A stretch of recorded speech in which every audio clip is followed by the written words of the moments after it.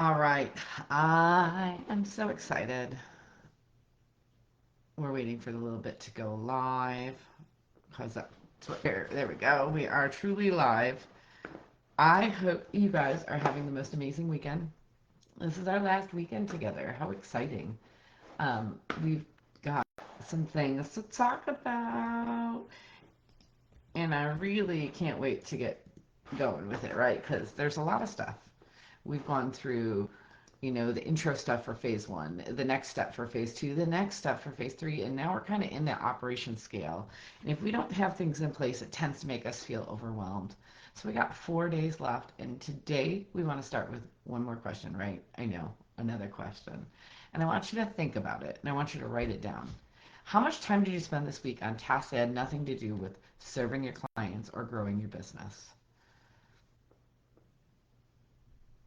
Answering the same questions you always answer, sending the same emails you always send, doing the same administrative tasks that never seem to end no matter how many times you do them. Go ahead and drop the number if you want to, or estimate it, right? Like, we can estimate. There ain't no shame in that game. How many hours of this week did you feel like you were running on a hamster wheel? All right. Yeah, how many? All right, what is going on here? Let me There we go. We're going to come back to the dashboard. There we go. There we go. Now I can see it. All right. So we know that we are often on a hamster wheel. As business owners, that's kind of some people that brings them joy. Some people it's the bane of their existence, right? So what we can do is automate a lot of these. If you don't have a system that automates it, um, Gmail is starting to do that if you have a business account. But if you are in your own personal account, we can think of some ways that we can automate things. And if you need to, let's jump on a call to talk about it. So you're going to drop your number if you want to, or you're going to write your number down. I don't want you to get nervous about it. I don't want you to get upset about it. I want you to just think about it, because those 5 to 10 to 20 hours a week that you're doing on something that could be automated as hours you get back, so that you can actually get on a discovery call, start building content that attracts a bigger audience, or on clients who need more attention, family, yourself, your garden, your animals. Today we start getting those hours back. So we want to automate the grind. That's what today's topic is. We're automating the grind. There's a version of your business that runs more smoothly. That's where the repetitive tasks happen automatically, where new clients get their welcome email without you having to type it every single time, and where your most frequent asked questions get answered before someone even has to ask, where the administrative work that drains your energy is handled by a system instead of you manually doing it all the time, or having your VA do it at 10 o'clock at night, right? That's the version of your business that makes things work. And it's not in some distant future. We're going to write it down, and we're going to start building it out, and we're going to go one by one by one. It's a good decision to have this in place, and it's not very far from reality. And today we kind of got to make the decision which one's the first one. Let me break down the grind of what each one of you guys do and what automating looks like to kind of reverse that, right? For a coach, automation in automating the grind looks like templated welcome emails that go out automatically the moment someone joins your program. It looks like a canned response in your emails or DMs for questions you've had answered every single week. Like, there are people that ask you the same things over and over and over again. And you could have a response to that. Easy peasy lemon squeezy. It looks like a client portal in a shared folder where everything your client needs lives in one place. So they stop asking you where to find it, right?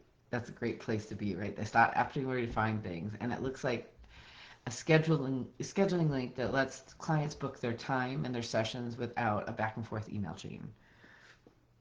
Every one of these things takes 30 minutes or less to set up, and it saves you hours every month. For a service provider, automation, it looks like a contract template that customizes in 5 minutes, right? You've got different shelves for different things, and you pick and pull. Easy.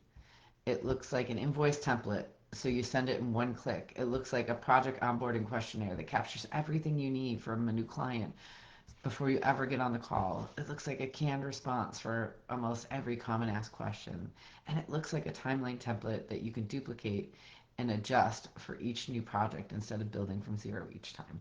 A lot of times you can do this in Google Docs. If you're one of our clients, you can do this in high level. We can build all of this out for you where all you do is customize.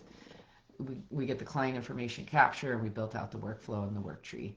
It's amazing, it's easy, and it helps you support people at mass, really. For someone who's a product creator, automating a grind looks like custom order inquiry in a form that captures all the information for you. Everything you need up front before you even have the conversation. Dimensions, colors, purpose, timeline, budget, getting the information into that form is going to be huge instead of going through 10, 20 back and forth messages that save you an enormous amount of time and helps you qualify clients before you ever invest in a detailed response. It doesn't mean that it's impersonal. It means that it's the stuff that you need so that you can make your first call with them impactful. It also looks like a price list, a guide, a document that you send to every inquiry so that you're not manually typing out your pricing every single time. For an energetic coach, automating the grind looks like a simple form that new clients fill out before their session. So you walk in already knowing their situation. It looks like a templated session recap that you can personalize in 5 minutes instead of writing it from scratch, right? It looks like a resource for library of tools and whatnot. This is where I'm going to tell you in this situation, I would recommend Fathom, especially if you need to give feedback based on the call or if you have action items. It doesn't mean you share the Fathom with them, but it gives you that chance to go back and make sure that you get exactly what you guys had talked about, so it's even more personalized in response, and you can pull right from the transcript. Now I want to talk to you about delegation, because move 4 today is going to identify one task you could delegate if you had the right person. I want to address the resistance that most small business owners have to this one. You know why most people don't delegate? They think it'd be faster if they just do it themselves. Or they do not want to spend the money to get help. Or they feel like nobody can do it as well as they can. Here's the truth. That task that's eating your time every week, sometimes every day, every week, every month, is almost never the task that requires your specific genius. Answering intake emails does not require your genius. Setting up a Canva graphic does not require your genius. Scheduling social media posts does not require your genius. These are all simple ideas, right? These are tasks that if you briefed somebody well, any person could handle if they've got the skill to do so. And every hour you spend on them is 1 hour you're not spending on the things that you can do and your zone of genius and what people are truly paying you for. You don't have to hire somebody today, but identifying those tasks is the first step. Because once you name it, you can start thinking about how eventually you can get that off your plate. What's one task in your business that you do every single week that you know shouldn't be taking your time? The one that makes you think, why am I still doing this? Why am I doing this manually? Drop it in the comments if you want to. Every single one of these is solvable. Some of them today, some of them over time, but all of them are costing you more money, more time, more things than you realize. What's the one resource you don't actually get back? Time. All right, for today, our 4 moves are all about getting your time back. Move 1, list 5 tasks that you do manually every single week. Not big strategic work, like just the repetitive operational stuff. The things that you do on autopilot that take time but don't require deep thinking. Write all 5 of those down before you do anything else. All 5. If you have more than that, that's fine, but we want a minimum of 5. Move 2, identify one of those 5 that could be automated or templated right now with what you already have access to. Not just a task that requires a big system or a big investment. Just one thing that could be handled by a template or a canned response or a form or a simple automation in tools that you already have. Move 3, set that automation up. Even if it's imperfect, a rough template, or set up the template, right? A rough template is more infinitely invaluable, or is more valuable than a perfect one. Nothing has to be perfect. It's always a work in progress. Done beats perfect every single time. Set it up, use it once, improve it as you go. Move 4, identify one of those tasks that you could delegate if you had the right person. Just name it. Write it down.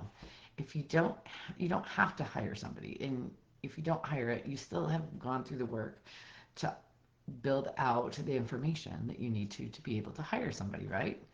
But knowing what you would hand off first is going to help you. It's the beginning of building a business that does not depend solely on you doing everything at every moment and everything manually forever. All right, we're not going to do anything on the personal page because we want to get you to get the other stuff done. All right, you know where the worksheet is for day 26. And then now, what we want you to walk away with, right? These are the important things. Every hour you spend on a task that could be automated or delegated is an hour you are not spending on the work that actually moves your business forward. And over a week, over a month, over a year, that adds up to an enormous amount of time and a lot of energy that you are never going to get back. Today, take 1 hour back. List 5 tasks, automate, or build one template. Identify where you delegate, and then drop what you've built in the group. I'd love to see what it is. It's super important that we do this because if not, we are working for our business and our business isn't working for us. So some things that we could do, because I know a lot of you guys have Google or you have Word or whatnot on your computer. I use Apple, so for my Mac I have Notes. So I've already got the automations built, but if I didn't have the automations built, I could create copy and pastable documents that I take and drop into my email. You can already build, if you're using Outlook, you can have pre-built shells that you just drop it in and customize and update. Those are ways that you get time back so you don't have to write that email from scratch every single time. All right, today was automate the grind. We want to get rid of that grind. Let's get paid.